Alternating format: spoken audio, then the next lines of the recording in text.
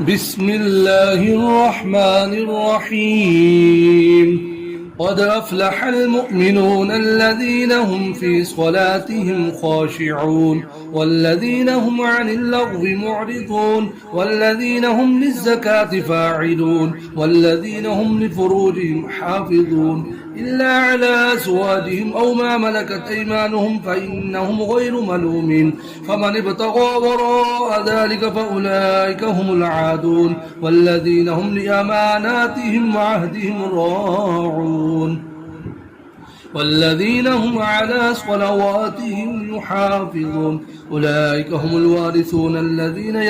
يرثون الفردوس هم فيها خالدون ولقد خلقنا الإنسان من سلالة من طين ثم جعلناه نطفة في قرار مكين ثم خلقنا النطفة علقة فخلقنا العلقة مضغة فخلقنا المضغة عظاما فكسونا العظام لحما ثم أنشأناه خلقا آخر فتبارك الله أحسن الخالقين ثم إنكم بعد ذلك لميتون ثم إنكم يوم القيامة تبعثون ولقد خلقنا فوقكم 7 طرائق وما كنا عن الخلق غافلين وأنزلنا من السماء ماء بقدر فأسكناه في الأرض وإنا على ذهاب به لقادرون فأنشأنا لكم به جنات من نخيل وأعناب لكم فيها فواكه كثيرة ومنها تأكلون وشجرة تخرج من طور سيناء تنبت بالدهن وسبغ للآكلين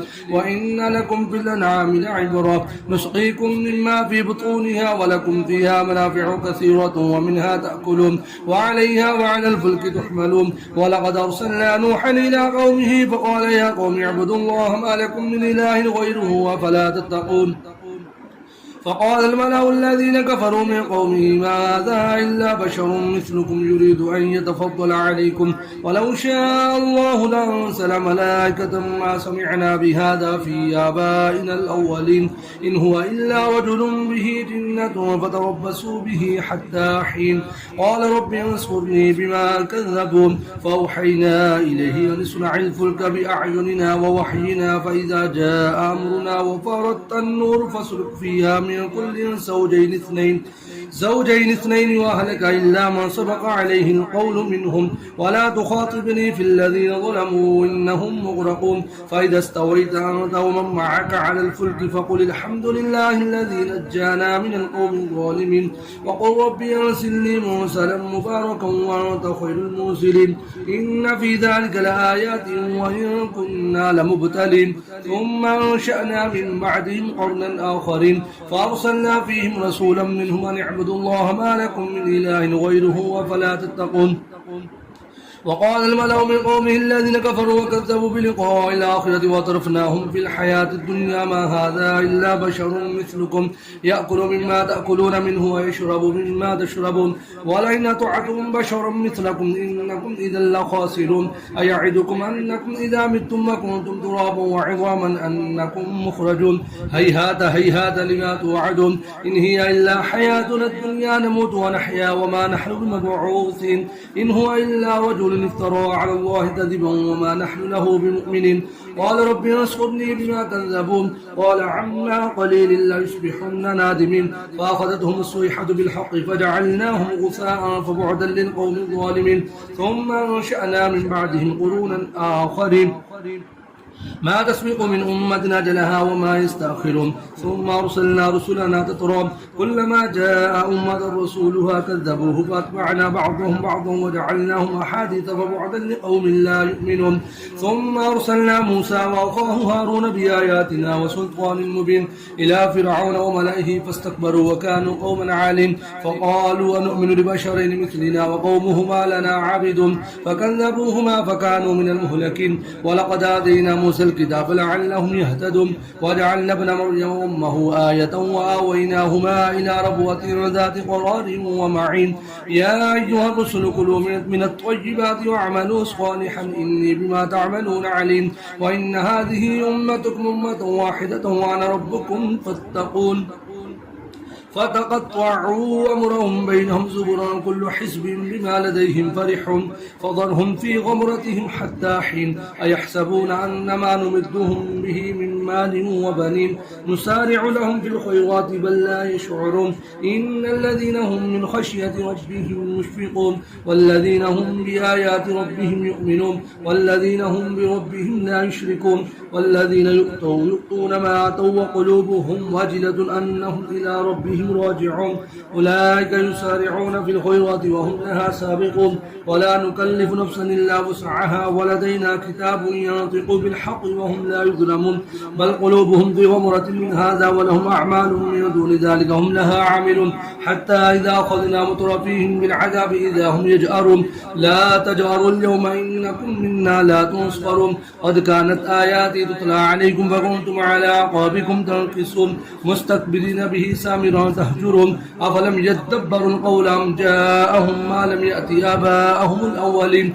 أم لم يعرفوا رسولهم فهم له منكرون أم يقولون به جنة بل جاءهم بالحق وأكثرهم للحق كارهون ولو اتبع الحق أهواءهم لفسدت السماوات والأرض وما فيهن بل أتيناهم بذكرهم فهم عن ذكرهم معرضون أم تسألهم خرجا فخرج ربك خير وهو خير الرازقين وإنك لتدعوهم إلى صراط مستقيم وإن الذين لا يؤمنون بالآخرة عن الصراط لناكبون ولو رحمناهم وكشفنا ما بهم من ضر للجوا في طغيانهم يعمهون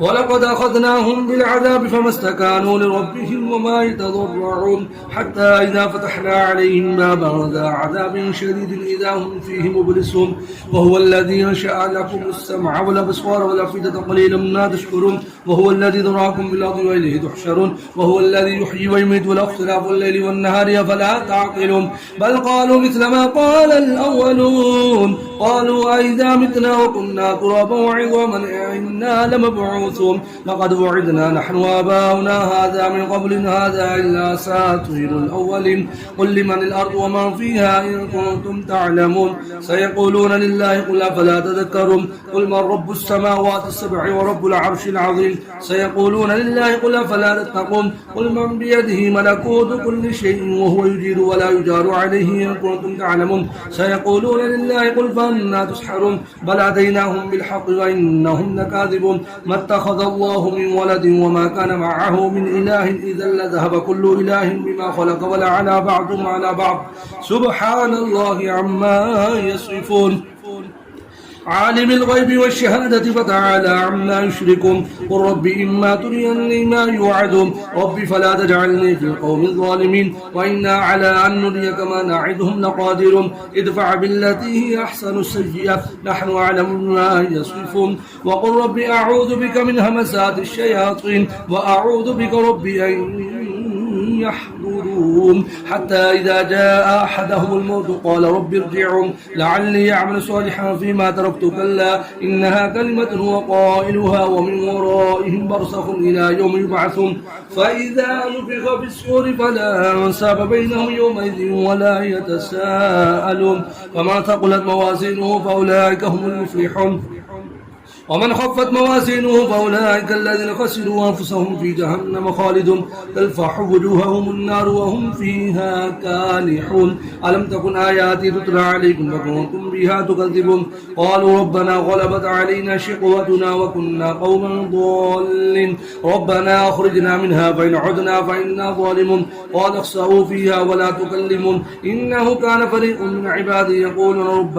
يقولون ربنا آمنا فاغفر لنا وارحمنا وأنت خير الراحمين فاتخذتموهم سخرجا حتى أنسوكم ذكري وكنتم منهم تضحكون إني جزيتهم اليوم بما صبروا أنهم هم الفائزون قال كم لبثتم في الأرض عدد سنين قالوا لبثنا يوما أو بعض يوم فاسأل العادين قال إن لبثتم إلا قليلا لو أنكم كنتم تعلمون أفحسبتم أنما خلقناكم عبثا وأنكم إلينا لا ترجعون فتعالى الله الملك الحق لا إله إلا هو رب العرش الكريم ومن يدع مع الله إلها آخر لا برهان له به فإنما حسابه عند ربه إنه لا يفلح الكافرون وقل رب اغفر وارحم وأنت خير الراحمين بسم الله الرحمن الرحيم سورة أنزلناها وفرضناها وأنزلنا فيها آيات بينات لعلكم تذكرون الزانية والزاني فاجلدوا كل واحد منهما 100 جلدة ولا تأخذكم بهما رأفة في دين الله إن كنتم تؤمنون بالله واليوم الآخر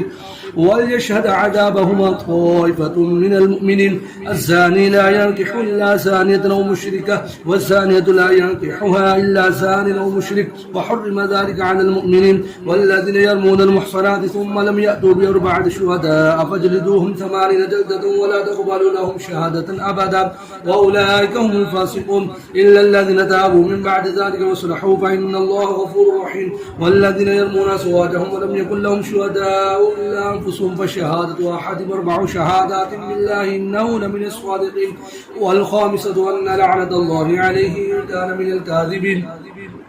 ويدرأ عنها العذاب وتشهد 4 شهادات بالله إنه لمن الكاذبين والخامسة أن غضب الله عليها إن كان من الصادقين ولولا فضل الله عليكم ورحمته وأن الله تواب حكيم إن الذين جاءوا بالإفك عصبة منكم لا تحسبوه شر لكم بل هو خير لكم لكل امرئ منهم ما اكتسب من الإثم والذي تولى كبره منهم له عذاب عظيم لولا إذ سمعتموه ظن المؤمنون والمؤمنات بأنفسهم خير وقالوا هذا إفك مبين لولا جاءوا عليه ب4 شهداء فإذ لم يأتوا بالشهداء فأولئك عند الله هم الكاذبون ولولا فضل الله ورحمته في الدنيا والآخرة لمسكم فيما أخذتم فيه عذاب عظيم إذ تلقونه بألسنتكم وتقولون بأفواهكم ما ليس لكم به علم وتحسبونه هينا وهو عند الله عظيم ولولا إذ سمعتموه قلتم ما يكون لنا أن نتكلم بهذا سبحانك هذا بهتان عظيم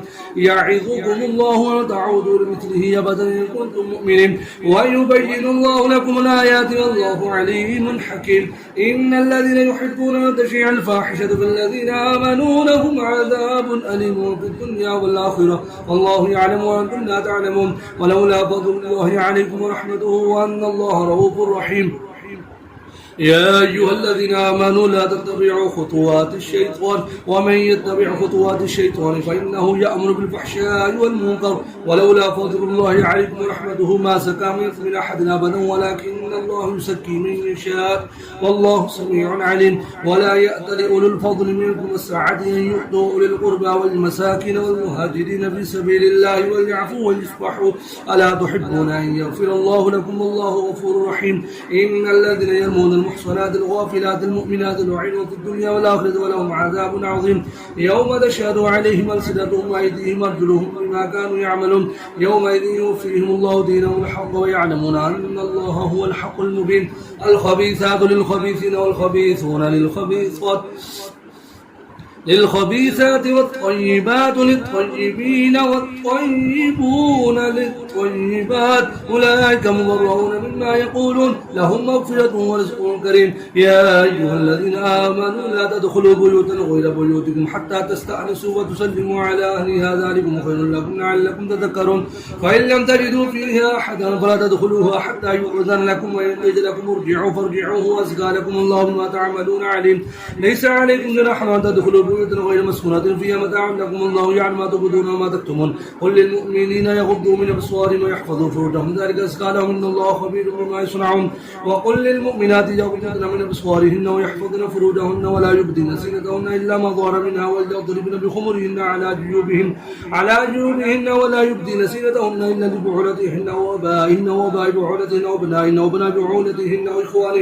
وإخوانهن أو بني إخوانهن أو بني أخواتهن أو نسائهن أو ما ملكت أيمانهن أو التابعين غير أولي الإربة من الرجال والطفل الذين لم يظهروا على عورات النساء ولا يضربن بأرجلهن ليعلم ما يخفين من زينتهن وتوبوا إلى الله جميعا أيها المؤمنون لعلكم تفلحون وأنكحوا الأيام منكم والصالحين من عبادكم وإمائكم وإمائكم إن يكونوا فقراء يغنهم الله من فضله والله واسع عليم وليستعفف الذين لا يجدون نكاحا حتى يغنيهم الله من فضله والذين يبتغون الكتاب مما ملكت أيمانكم فكاتبوهم إن علمتم فيهم خيرا وآتوهم من مال الله الذي آتاكم ولا تكرهوا فتياتكم على البغاء إن أردنا تحسنا لتبتغوا عرض الحياة الدنيا ومن يكرههن فإن الله من بعد كراههن غفور رحيم ولقد أرسلنا إليكم آيات مبينات ومثلا من الذين خلوا من قبلكم وموعظة للمتقين الله نور السماوات والأرض مثل نوره كمشكاة فيها المصباح في زجاجة الزجاجة كأنها كوكب دري يوقد من شجرة مباركة زيتونة لا شرقية ولا غربية يكاد زيتها يضيء ولو لم تمسسه نار نور على نور يهدي الله لنوره من يشاء ويضرب الله الأمثال للناس والله بكل شيء عليم في بيوت أذن الله أن ترفع ويذكر فيها اسمه يسبح له فيها بالغدو والآصال رجال لا تلهيهم تجارة ولا بيع عن ذكر الله وإقام الصلاة وإيتاء الزكاة يخافون يوم تتقلب فيه القلوب والأبصار ليجزيهم الله أحسن ما عملوا ويزيدهم من فضله والله يرزق من يشاء بغير حساب والذين كفروا أعمالهم كسراب بقيعة يحسبه الظمآن ماء حتى إذا جاءه لم يجدوا شيئا ووجد الله عنده فوفاه حسابا والله سريع الحساب أو كظلمات في بحر اللجيج يغشاه موج من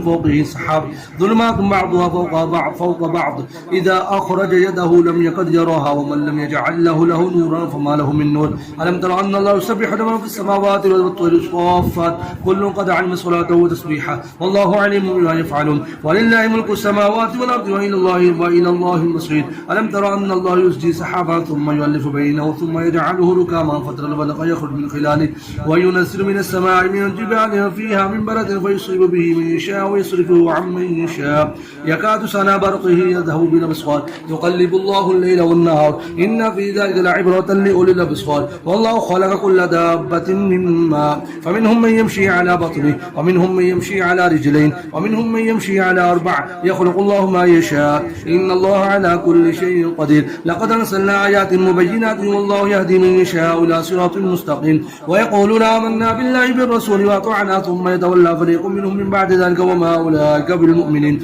وإذا دعوا لله ورسوله ليحكم بينهم إذا فريق منهم معرضون وإن يكن لهم الحق يأتوا إليه مذعنين وفي قلوبهم مرض ارتابوا وهم يخافون أن يحيف الله عليهم ورسوله بل أولئك هم الظالمون إنما كان قول المؤمنين إذا دعوا لله ورسوله ليحكم بينهم أن يقولوا سمعنا وأطعنا وأولئك هم المفلحون ومن يطع الله ورسوله يخشى الله ويتقيه فاولئك هم الفائزون واقسموا بالله جهد ايمانهم لئن امرتهم ليخرجن قل لا تقسموا طاعه معروفه ان الله خبير بما تعملون قل اطيعوا الله واطيعوا الرسول فان تولوا فانما عليه ما حمل وعليكم ما حملتم وان تطيعوه تهتدوا وما على الرسول الا البلاغ المبين وعد الله الذين امنوا منكم وعملوا الصالحات ليستخلفنهم في الارض كما استخلف الذين من قبلهم ولا يمكنن لهم دينهم الذي ارتضى لهم ولا يبدلنهم من بعد خوفهم امنا يعبدونني لا يشركون بي شيئا ومن كفر بعد ذلك فأولئك هم الفاسقون وأقيموا الصلاة وآتوا الزكاة وأطيعوا الرسول لعلكم ترحمون لا تحسبن الذين كفروا معجزين في الأرض ومأواهم النار ولبئس المصير يا أيها الذين آمنوا ليستأذنكم الذين ملكت أيمانكم والذين لم يبلغوا الحلم منكم 3 مرات من قبل صلاة الفجر وحين تضعون ثيابكم من الظهيرة ومن بعد صلاة العشاء 3 عورات لكم ليس عليكم ولا عليهم جناح بعدهن طوافون عليكم بعضكم على بعض كذلك يبين الله لكم الآيات والله عليم حكيم وإذا بلغ الأطفال منكم الحلم فليستأذنوا كما استأذن الذين من قبلهم كذلك يبين الله لكم آياته والله عليم حكيم والقواعد من النساء اللاتي لا يرجون نكاحا فليس عليهن جناح أن يضعن ثيابهن غير متبرجات بزينة وأن يستعففن خير لهن والله سميع عليم ليس على الأعمى حرج ولا على الأعرج حرج ولا على المريض حرج ولا على أنفسكم أن تأكلوا من بيوتكم وبيوت آبائكم وبيوت أمهاتكم أو بيوت أمهاتكم وبيوت إخوانكم وبيوت أخواتكم وبيوت أعمامكم وبيوت عماتكم وبيوت أخوالكم وبيوت خالاتكم أو ما ملكتم مفاتحه صديقكم. ليس عليكم جناح أن تأكلوا جميعا واشتاتا، فإذا دخلتم بيوتا فسلموا على أنفسكم تحية من عند الله مباركة طيبة، كذلك يبين الله لكم الآيات لعلكم تعقلون. إنما المؤمنون الذين آمنوا بالله ورسوله وإذا كانوا معه على أمر جامع لم يذهبوا حتى يستأذنوا. إن الذين يستأذنونك أولئك الذين يؤمنون بالله ورسوله، فإذا استأذنوك لبعض شأنهم فأذن لما شئت منهم واستغفر لهم الله إن الله غفور رحيم. لا تجعلوا دعاء الرسول بينكم كدعاء بعضكم بعضا، قد يعلم الله الذين يتسللون منكم لبادا، فليحذر الذين يخالفون عن أمره أن تصيبهم فتنة ويصيبهم عذاب أليم. ألا إن لله ما في السماوات والأرض، قد يعلم ما أنتم عليه ويوم يرجعون إليه فينبئهم بما عملوا والله بكل شيء عليم. بسم الله الرحمن الرحيم. تبارك الذي نزل الفرقان على عبده ليكون للعالمين نذيرا. الذي له ملك السماوات والأرض ولم يتخذ ولدا ولم يكن له شريك في الملك وخلق كل شيء فقدره تقديرا. واتخذوا من دونه آلهة لا يخلقون شيء وهم يخلقون ولا يملكون لأنفسهم ضرا ولا نفعا ولا يملكون موتا ولا حياة ولا نشورا. وقال الذين كفروا إن هذا إلا أفك افتراه وأعانه عليه قوم آخرون فقد جاءوا ظلما وزورا. وقالوا أساطير الأولين اكتتبها فهي تملى عليه بكرة وأصيلا. قل أرسله الذي يعلم السر في السماوات والأرض إنه كان غفورا رحيما. وقالوا ما لهذا الرسول يأكل الطعام ويمشي في الأسواق لولا أرسل إليه ملك فيكون معه نذيرا أو يلقى إليه كنز أو تكون له جنة يأكل منها. وقال الظالمون إن تتبعون إلا رجلا مسحورا. وانظر كيف ضربوا لك الأمثال فضلوا فلا يستطيعون سبيلا. تبارك الذي شاء جعل لك خيرا من ذلك جنات تجري من تحت النهر ويجعل لك قصورا. بل كذبوا بالساعة وأعتدنا لمن كذب بالساعة سعيرا. إذا رأتهم من مكان بعيد سمعوا لها تغيظا وزفيرا. وإذا ألقوا منها مكانا ضيقا مقررين دعوا هنالك ثبورا. لا تدعوا اليوم ثبورا واحدا ودعوا ثبورا كثيرا. قل أذلك خير جنة الخلد التي وعد المتقون كانت لهم جزاء ومصيرا. لهم فيها ما يشاءون خالدين كان على ربك وعدا مسؤولا. ويوم يحشرهم وما يعبدون من دون الله فيقول أأنتم أضللتم عبادي هؤلاء أم هم ضلوا السبيل. قالوا سبحانك ما كان ينبغي لنا أن نتخذ من دونك من أولياء ولكن متعتهم آباءهم حتى نسوا الذكر وكانوا قوما بورا. فقد كذبوكم بما تقولون فما تستطيعون صرفا ولا نصرا. ومن يظلم منكم نذقه عذابا كبيرا. وما أرسلنا قبلك من المرسلين إلا إنهم ليأكلون الطعام ويمشون في الأسواق وجعلنا بعضكم لبعض فتنة أتصبرون وكان ربك بصيرا. صدق الله العظيم.